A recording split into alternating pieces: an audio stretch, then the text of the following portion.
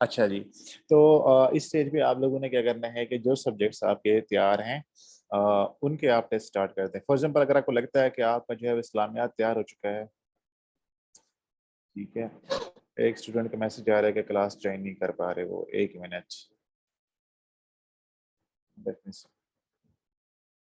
Okay. अच्छा, तो आपने क्या करना है, फॉर एग्जांपल आप जनरल साइंस को पढ़ रहे हैं या इस्लामियात को या पाकिस्तान अफेयर्स को, दो सब्जेक्ट उठाएं, उसके टेस्ट स्टार्ट करें। ठीक है, हफ्ते में आप एक टेस्ट कर लें, दो टेस्ट कर लें एक सब्जेक्ट का, उसको आपने जो है वो एक पोर्शन तैयार करना है, उसका टेस्ट देना है। शॉर्ट टेस्ट ले लें, पहले आप जो है सिलेबस वाइज कर लें कि एक सब्जेक्ट उसके 3 हिस्से कर लें, 4 हिस्से कर लें, उसके शॉर्ट टेस्ट दे दें। ये है कि उसके बाद फिर आप उसका फुल बुक टेस्ट दे दें।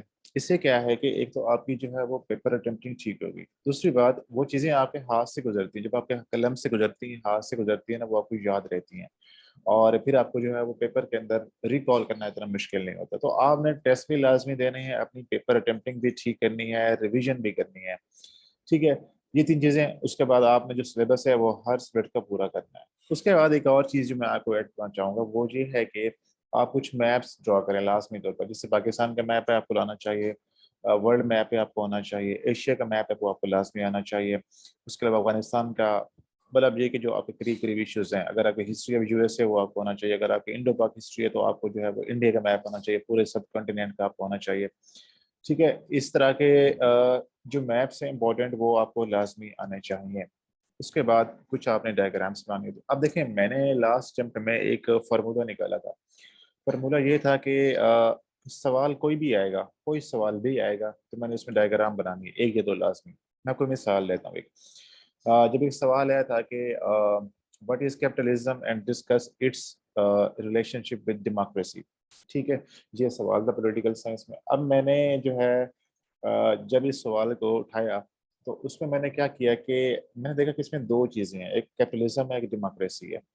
अब इंट्रोडक्शन तो आपके जैसे आप स्टार्ट करते हैं, इंट्रोडक्शन देते हैं, उसके बाद आप स्टार्ट करते हैं, तो अब मैंने कैपिटलिज्म की डेफिनेशन दी। ठीक है, एक साथ एक बुक का हवाला दे दिया। उसके बाद मैंने क्या किया कि मैंने कैपिटलिज्म के लिखने के बजाय एक डायग्राम बना दी उसके फीचर्स के। उसके फीचर्स, फ्री मार्केट होती है, लाइसेंस फेयर होता है, उसके अंदर ह्यूमन राइट्स, इस तरह जो जो उसके फीचर्स बनते हैं वो मैंने एक डायग्राम एक पेज के ऊपर मैंने बना दी। अब क्या हुआ कि वो मैंने 2 मिनट में डायग्राम बना दी और एक सफ़ा भी मैंने ज़ाय कर दिया, ज़ाय से मुराद मैंने भर दिया। उसके बाद मैंने क्या किया कि मैंने जो है वो डेमोक्रेसी को डिफाइन किया, उसकी डायग्राम बना दी एक सफ़े के ऊपर। तो 4 सफ़े मैंने इस तरह कर दिया। उसके बाद फिर मैंने डिस्क्राइब किया कि what is relationship between democracy and capitalism. वो फिर मैंने उसकी हेडिंग्स दी और उसको 2 सफ़े 3 सफ़े ऊपर जो डिस्कस किया और एंड के ऊपर मैंने उसे कंक्लूड कर लिया एनालिसिस करके। तो क्या होता है कि आपने एक टेक्निक अडॉप्ट करनी होती है जिसमें आप सवाल कोई भी आएगा आपने उसके अंदर डायग्राम बनानी होती है। ठीक है, ये पर्टिकुलरली पेपर रेफरेंस के हवाले से हैं, with respect to paper, paper attempting के हवाले से हैं। ठीक है, ये आपने लाजमी करने, मैप्स करने हैं, डायग्राम्स बनानी है। उसके बाद हेडिंग जो देनी है वो बहुत इंपॉर्टेंट होती है। बच्चे क्या करते हैं कि शॉर्ट शॉर्ट सी हेडिंग देते हैं, नहीं, आपकी जो हेडिंग्स हैं लंबी होनी चाहिए, सेल्फ एक्सप्लेनेटरी। जो आपकी सब हेडिंग है वो लाजमी लंबी होंगी, सेंटेंस की फॉर्म में होंगी, जैसे आप आउटर में सेंटेंस बनाते हैं। हाँ, जो आपकी मेजर हेडिंग्स हैं, अगर आप डिफाइन डेफिनेशन ऑफ कैपिटलिज्म यूँ दे सकते हैं। उसके बाद अगर आपने डेमोक्रेसी और उसका जो ताल्लुक है, रिलेशनशिप है, वो डिस्कस कर रहे हैं, तो आप कहें कि democracy and capitalism always exist together. ठीक है, यूँ आप हेडिंग दें। तो मतलब ये है कि आपकी हेडिंग को पढ़ने से एग्जामिनर को चीज़ें क्लियर होनी चाहिए, वो आपका पूरा पैराग्राफ ना पढ़े। ये चीज़ें हैं, यानी कि एक तो आपने डायग्राम्स बनानी है, चार्ट्स बनाने हैं, मैप्स बनाने हैं, हेडिंग लंबी देनी है और रेफरेंस देने हैं। रेफरेंस से मुराद क्या होता है कि बुक्स के हवाले देने हैं। अब आप एक सब्जेक्ट है, फॉर एग्जांपल आपका पॉलिटिकल साइंस है, आप पॉलिटिकल साइंस की जो इसमें अच्छी अच्छी बुक्स हैं, कुछ लेटेस्ट हैं और कुछ रिकमेंडेड है, उसके आप लिस्ट तैयार कर लें 8 से 10 बुक्स की कि ये किताब है। फॉर एग्जांपल आप कहते हैं कि मेरे पास आजकल जैसे मैं वो किताब पढ़ रहा था फ्रांसिस फुकुयामा की, लिबरलिज्म एंड इट्स डिसकंटेंट्स। ठीक है, या जैसे हेनरी किसिंजर की नई किताब आई है कि leadership 6 studies in world strategy. ठीक है, इस तरह की किताबें आप उसको जो है वो नोट कर ले कि ये किताब आप इस तरह की चीज़ के अंदर अगर सवाल आता है, चाहे वो एसए में होगा, चाहे वो पाकिस्तान अफेयर्स में, करंट अफेयर्स में, पॉलिटिकल साइंस में, कहीं पे भी आ रहा है, उसे आप रेफरेंस के तौर पर दे सकते हैं। डायरेक्ट नहीं करना, एग्जैक्ट रेफरेंस नहीं देना। आप ये कह सकते हैं कि similar things have been noted by, same thing has been reported by फला author in his book, in her book. तो ये आपने हर सब्जेक्ट के लिए इस तरह के कुछ रेफरेंसेस हैं वो अभी आपने इकट्ठे करने हैं। ठीक है, ये कुछ चीज़ें आपको पेपर में बहुत हेल्प करती हैं। हमेशा मैं एक बात कहता हूँ कि तैयारी करना एक अलग चीज़ है, पेपर अटेम्प्ट करना एक अलग चीज है। दो बंदे हैं जिनकी सेम तैयारी है, एक बंदे को पेपर अटेम्प्ट करना प्रॉपर नहीं आता, एक को आता है, तो उनके स्कोर में बहुत डिफरेंस होता है। ठीक है, मैं आपको बीएमएस की मिसाल लेता हूँ इस साल की। जब मैंने पेपर दिए अभी 2021 बीएमएस के, तकरीबन 1.5 साल के बाद मैंने लिखा कुछ पेपर के अंदर जाकर। बट ये कि मैं, मेरी लेंथ पूरी हो रही थी, मैं उसको हर सवाल को पूरा कर रहा था, मैं उसमें रेफरेंस भी दे रहा था, उसके अंदर डायग्राम्स भी। क्यों? इसलिए कि मुझे पता है कि पेपर अटेम्प्ट कैसे करना है, स्कोर किस चीज़ से आता है, किस चीज़ से स्कोर नहीं आता। तो आपने एक बार वो टेक्निक अडॉप्ट करनी है, वो सीखनी है, फार्मूला जिससे नंबर आते हैं, उसके बाद आपने तैयारी को पॉलिश करते रहे आप टाइम के साथ साथ। ठीक है, मॉक लाजमी देने हैं जहाँ पे भी दें। अच्छा, अकेडमी में जाने से बेहतर है आप किसी अच्छे टीचर को दें, इंडिविजुअल, जहाँ आपकी प्रॉपर असेसमेंट हो। अकेडमीज में क्या होता है कि आप देते हैं, वो आपको वापस कर देते हैं, लेकिन इतना अच्छा फीडबैक नहीं आता। वहाँ पे जो सीएसपीज होते हैं वो तो चेक ही नहीं करते, ठीक है ना। और उसके बजाय ये कि आप किसी ऐसे बंदे को दें, किसी सीएसपी या टीचर को दें जो आपका पेपर प्रॉपरली इवेलुएट करे, आपको चेक करे। लास्ट टाइम मुझे याद है कि मेरे पास बहुत सारे बच्चों ने मॉक दिए थे एंड के ऊपर, तो उसमें मैंने बच्चों के पेपर बहुत हद तक इम्प्रूव करवाया, उनकी राइटिंग, मतलब उनको वो अच्छा लिख रहे थे, उनकी राइटिंग भी अच्छी थी, कंटेंट भी अच्छा था, लैंग्वेज भी अच्छी थी, आइडियाज भी अच्छे थे। बट वो क्या गलतियां कर रहे थे, क्वेश्चन को डिकोड करने में गलती कर रहे थे, उसको प्रॉपर किस सेक्शन को कितने पार्ट्स है क्वेश्चन में, उनको कैसे एड्रेस करना है, किसको कितनी स्पेस देनी है, किसको कितनी स्पेस नहीं देनी, वो इन चीज़ों में गलतियां कर रहे थे। तो एग्जामिनर इन चीज़ों पर नंबर काट देता है आपको। तो अगर आप ये चीज़ें सीख लेते हैं ना, तो उससे क्या है आपके जो है वो स्कोर बहुत बेहतर होता है। अगर आप 4 से 5 नंबर का एक सब्जेक्ट के अंदर भी डिफरेंस डालते हैं, तो आप देख लें कि 30 से 35 का डिफरेंस आपको जो है वो कहाँ से कहाँ ले जा सकता है आपको। ठीक है, बहुत छोटी छोटी चीजें होती हैं जिनका आपने ख्याल रखना है, पेपर अटेम्प्टिंग पे काम करना है, अपनी तैयारी पूरी रखनी है अपनी। ठीक है, ये चीजें हैं कुछ। हाँ जी, मॉक लेते हैं। इससे के अलावा ऑप्शनल जो है, कुछ ऑप्शनल जैसे पॉलिटिकल साइंस है, जेंडर है, हिस्ट्री ऑफ यूएस है, पंजाबी है, इनके मैं लेता हूँ। इसके अलावा कंपल्सरी है, जिसमें जनरल साइंस को निकाल के बाकी लेता हूँ। मैं जनरल साइंस की इसलिए नहीं लेता कि उसमें तो मैथ है और साइंस वाला पोर्शन है, वो मुझे बड़ा बोरिंग लगता है, तो उसके मैं मॉक ना बनाता हूँ ना लेता हूँ इससे। तो आगे जो 5 कंपल्सरी हैं, ऐसे मिला के वो, और साथ कुछ जो ऑप्शनल मैंने डिस्कस किए बता दिए आपको, इनके मैं मॉक जो है वो लेता हूँ।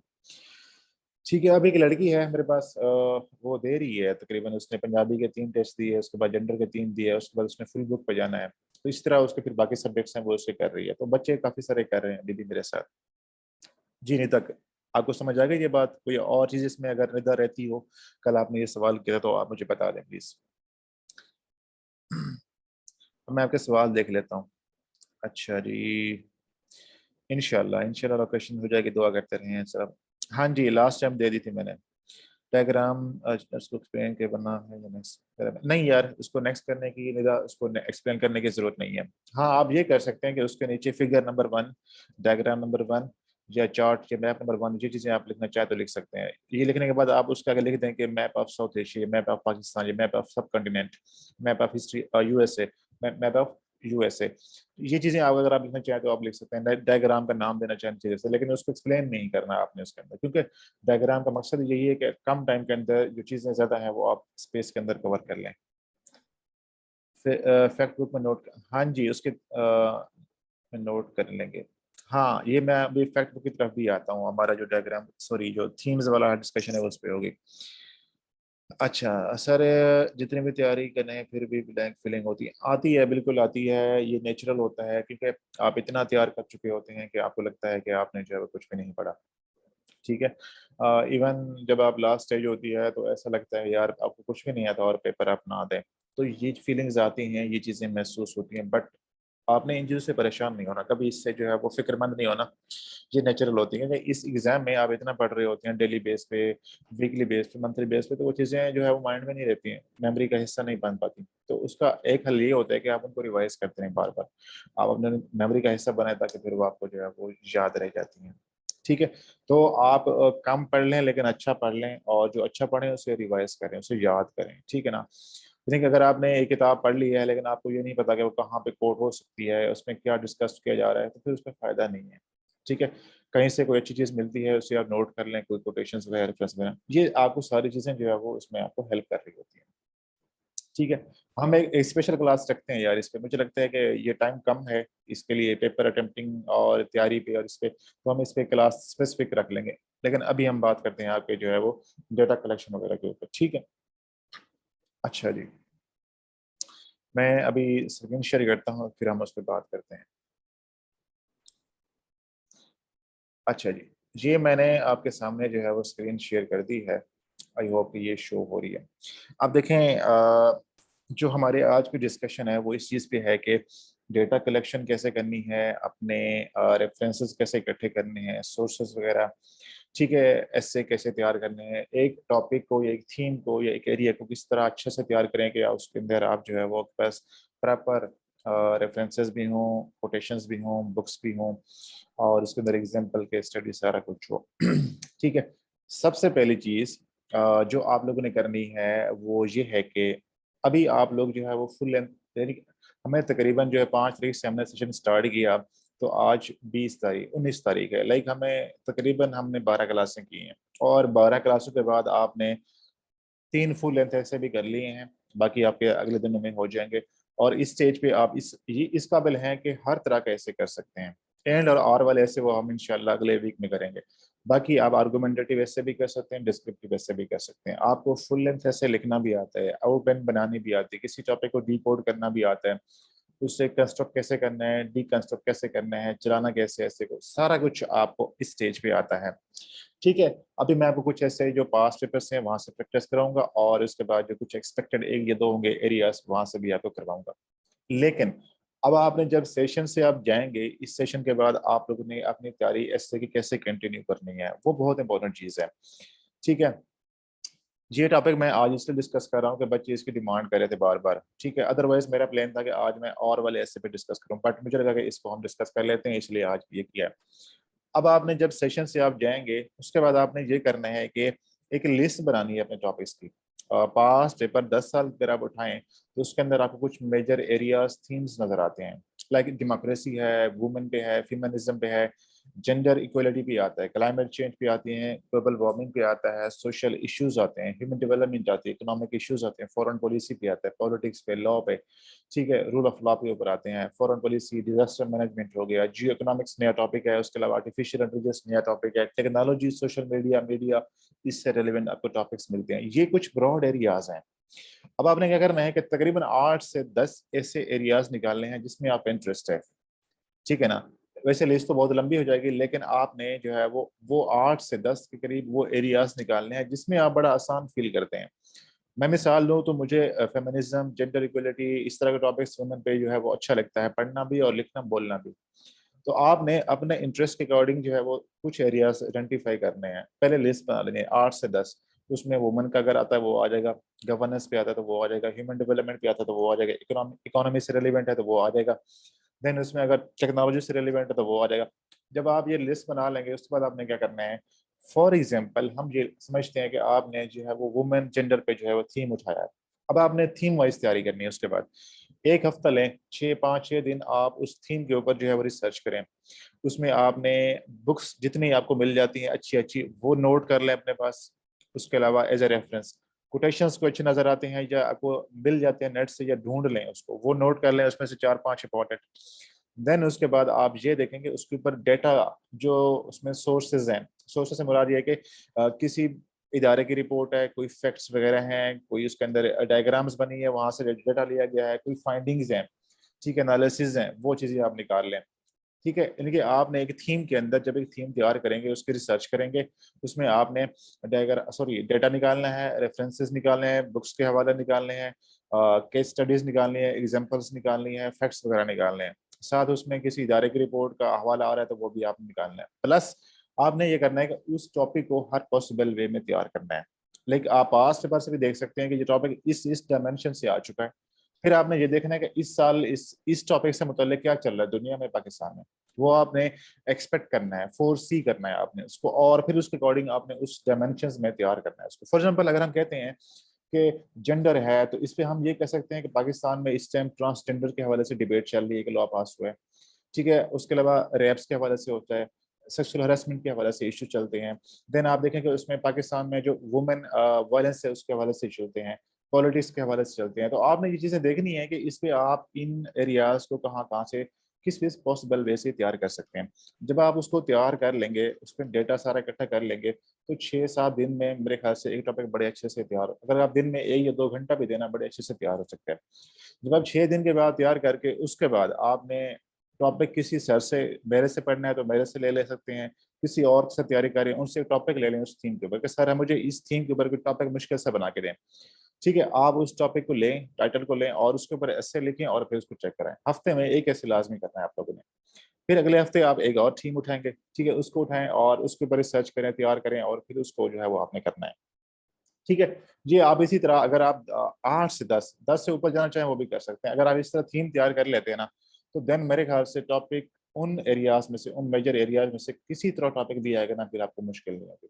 प्लस आपने kinds of essay, nature of essay, handling of essay ये लाजमी करनी है। आर्गुमेंटेटिव एसे भी करने हैं, डिस्क्रिप्टिव भी करने हैं, एंटी आर्गुमेंट वाले भी करने हैं, स्टेटमेंट बेस भी करने हैं, कॉलन वाले भी करने हैं। हर तरह के ऐसे आपने प्रैक्टिस लाजमी करनी है ताकि आपको टॉपिक हैंडलिंग में इश्यू ना, उसमें आप गलती ना करें।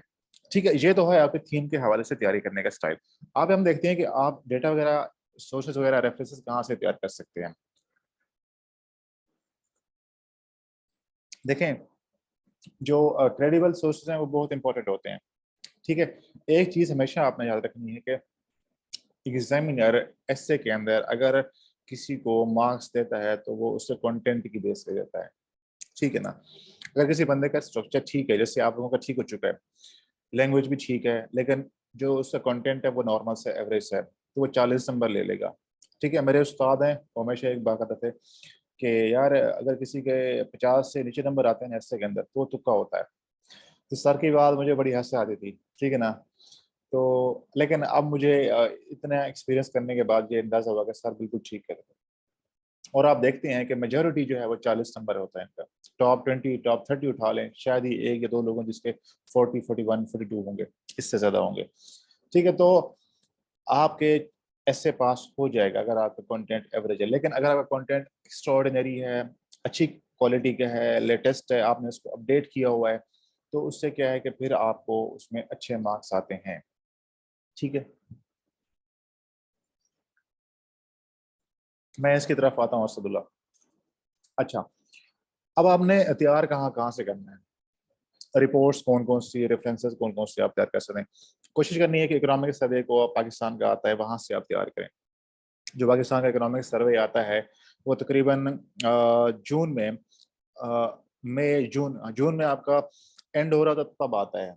मतलब जिस टाइम आपका बजट पेश होता है उससे पहले वो इकोनॉमिक सर्वे रिलीज होता है। तो अब आ चुका है वो, आपने उसको उठाना है। उसको ओवरव्यू का जो 8 से 10 सफ़े हैं वो उठा लेने हैं, उसका प्रिंट निकाल लें या PDF रखें। उसमें इकोनॉमी से रिलेवेंट जो फैक्ट्स हैं वो नोट कर लें। ठीक है, पाकिस्तान की इंडस्ट्री से मुतल्लिक है, क्लाइमेट चेंज से मुतल्लिक है, हमारे एग्रीकल्चर से मुतल्लिक है, हमारा जो रेमिटेंसेज हैं उससे मुतल्लिक हैं। देन उसमें जो है वो एजुकेशन से मुतल्लिक हैं, डिफेंस से मुतल्लिक हैं, क्लाइमेट चेंज, हेल्थ वगैरह, जितने भी पाकिस्तान के इंपॉर्टेंट इश्यूज बनते हैं ना, उसमें ओवरव्यू वाले जो आपके सफ़े हैं वहाँ से आपने डेटा इकट्ठा कर लेना है। ये आपका जो है फैक्ट बुक बन जाएगी। ठीक है, या इसको आप कोड कर सकते हैं, इकोनॉमिक सर्वे ऑफ पाकिस्तान को। हर तरह के ऐसे में कोड कर सकते हैं। उसके बाद वर्ल्ड बैंक की स्टडीज आती हैं। ठीक है ना, उसकी कोई रिपोर्ट आपको नजर आ गई, उसको आप कोट करें। कभी ये काम नहीं करना कि आपने अगर एग्जामिनर को डॉज करने की कोशिश की है, लाइक आप खुद से ये बना के पेश कर देंगे कि वर्ल्ड बैंक की ये स्टडी इस तरह कहती है, हालांकि वो एग्जिस्ट ही नहीं करती। कभी ये हरकत नहीं करना बिल्कुल भी, आपको इसकी बहुत बुरी सजा मिल जाएगी फिर पेपर के अंदर आपको। वर्ल्ड बैंक के बाद जो IMF है उसकी रिपोर्ट्स आती हैं, उसको आप हवाला दें। ठीक है, then State Bank of Pakistan है, उसका आप रिपोर्ट का हवाला दे सकते हैं। कोई रिपोर्ट है, कोई रिसर्च है उसकी। ठीक है, कोई उन्होंने जो है वो उसके ऊपर कोई स्टडी की है तो उसका हवाला दें। देन इकोनॉमिस्ट है, इकोनॉमिस्ट एक बड़ा अच्छा रेफरेंस है। ठीक है ना, इसकी जो है रिपोर्ट्स वगैरह आती रहती हैं, इनके इंडेक्स वगैरह भी होती हैं, इनकी जो है वो रिसर्च पे अपनी होती है। तो क्लाइमेट चेंज पे कर सकते हैं, पॉलिटिक्स पे कर सकते हैं, लॉ के ऊपर है, डेमोक्रेसी पे है, टेक्नोलॉजी पे है, ठीक है, ह्यूमन डेवलपमेंट पे आप इकोनॉमिक्स की जो है वो रिपोर्ट का हवाला दे सकते हैं। लेकिन ये है कि आपने वो वाकई में पढ़ी हो। उसके बाद यूनिवर्सिटी किसी का रिसर्च पेपर है, जैसे हार्वर्ड है, ऑक्सफोर्ड है, ठीक है, जॉन हॉपकिंस है, किसी भी यूनिवर्सिटी का आपको कोई रिसर्च पेपर मिलता है, अच्छा कोई स्टडी मिलती है, उसका हवाला दें। इकोनॉमिक सर्वे हो गया, यूनिवर्सिटी रिसर्च हो गया, रिपोर्ट्स ऑफ मिनिस्टर्स मिनिस्ट्रीज, ठीक है, पाकिस्तान की मिनिस्ट्रीज है, मिनिस्ट्री ऑफ एजुकेशन है, फेडरल एजुकेशन की है, ठीक है, या पंजाब लेवल पे है, या जो है वो प्रोविंशियल लेवल पे है, क्लाइमेट चेंज की मिनिस्ट्री है, ह्यूमन राइट्स की मिनिस्ट्री है, उसकी कोई केस स्टडी है उसका हवाला दें। देन बुक्स हैं, आपने कोशिश करनी है कि हर थीम के ऊपर जो है वो 6-7 आपने जो है कोई बुक्स के रेफरेंसेस बाद में निकालने हैं। लाइक अगर गवर्नेंस पे है तो इशरत हुसैन की किताब का हवाला आएगा, देन उसके बाद मलिह लोधी की किताब है उसका हवाला आएगा, वाई नेशंस फेल उसका हवाला आएगा, क्लाइमेट चेंज पे कर रहे हैं तो उसके अलावा बिल गेट्स की बुक का हवाला आ जाएगा। इसी तरह के दो तीन और बुक्स आप इस पे निकाल लें। आपने हर टॉपिक के ऊपर जो है वो हर थीम के ऊपर 6-7 बुक्स आपने अपने पास नोट कर लेनी है। उसके अलावा रिसर्च पेपर्स हैं, किसी इंडिपेंडेंट आथर का, किसी राइटर का, स्कॉलर का कोई रिसर्च पेपर आपको मिला है, अच्छा आपने उस पर से तैयार किया कुछ, तो उसको भी आप कोट कर सकते हैं। ये कुछ सोर्सेज हैं जहां से आपकी तैयारी हो सकती है और एज ए रेफरेंसेस या सोर्सेज आप कोट कर सकते हैं। जी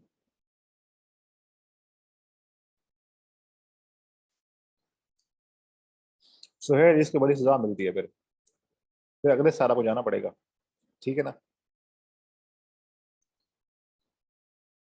हाँ जी, ये इरफान बिल्कुल आप इनका दे सकते हैं, बिल्कुल इनका आप दे सकते हैं, आप इनको दे सकते हैं। इस तरह के इदारे वगैरह हैं, इंस्टीट्यूट्स हैं, ठीक है, उनकी आप दे सकते हैं।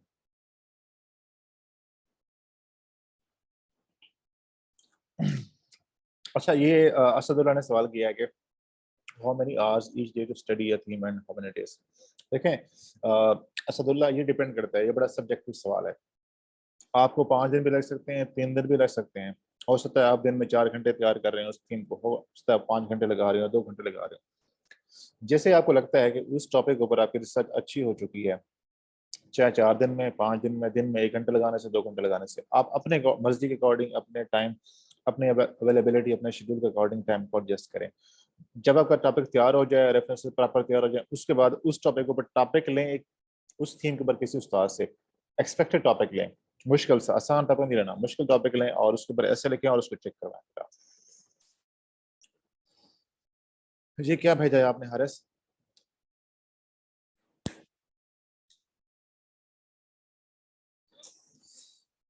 मैं इसको जरा जो है वो रिकॉर्डिंग को स्टॉप